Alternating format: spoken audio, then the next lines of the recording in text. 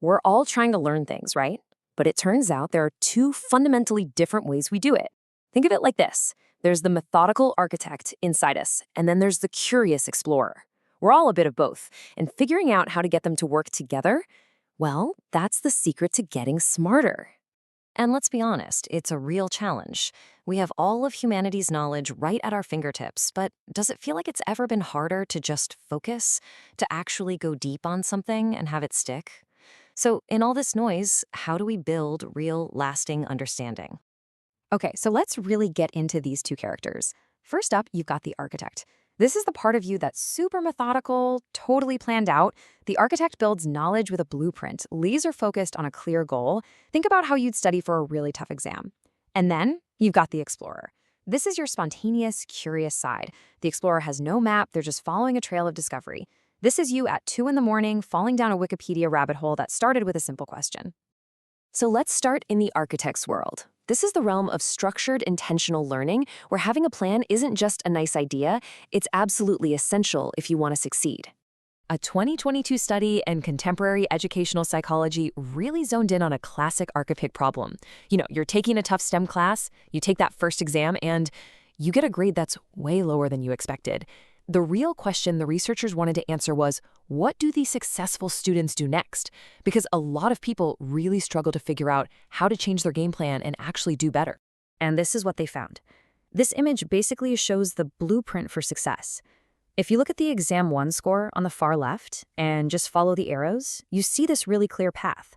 It shows that how students evaluate their own performance directly leads them to make plans to adapt, which then leads to them changing their behavior for the better. And, you guessed it, a higher score on Exam 2. It's a literal roadmap for improvement. And this whole blueprint has a name. It's called the self-regulated learning cycle. It really boils down to 3 simple-sounding steps. First, you evaluate. After that bad exam, you have to sit down and honestly reflect on what went wrong and what went right. Second, you plan to adapt. And this is crucial. You don't just say, oh, I'll study more. You make very specific forward-looking plans. And third, you actually change your behavior by doing more of the study habits that you know are actually effective. So here it is, the big takeaway right from the study. The thing that made the difference wasn't just working harder. It was the quality of the reflection, that evaluation phase. That's what led to better plans, which led to smarter work, and ultimately to better scores. That is the architect at its absolute best, analyzing the structure, finding the weak points, and redesigning the whole approach for a much stronger result. All right, now let's completely switch gears. We're leaving the structured, predictable world of the architect, and we're going to follow the explorer down the rabbit hole. This is the wilder side of learning. Spontaneous, totally immersive, and yeah, sometimes pretty chaotic.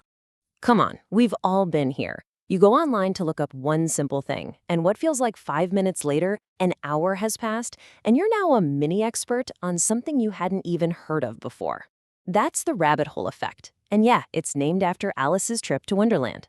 It's that deep, winding dive where you completely lose track of time and whatever it was you were supposed to be doing. And these rabbit holes are everywhere online, right? You're just browsing the web and one hyperlink leads to another, then another. You're on a video streaming site and the autoplay just keeps serving up the next fascinating clip. Or you're just scrolling through your social media feed or clicking from article to article on an online encyclopedia. These platforms are literally built to encourage our inner explorer. But what is it that makes this journey so magnetic? Why is it so hard to pull away? It's not just that the content is interesting. There are some really powerful psychological forces at play that are designed to keep us clicking. So this whole cycle is fueled by a few key things.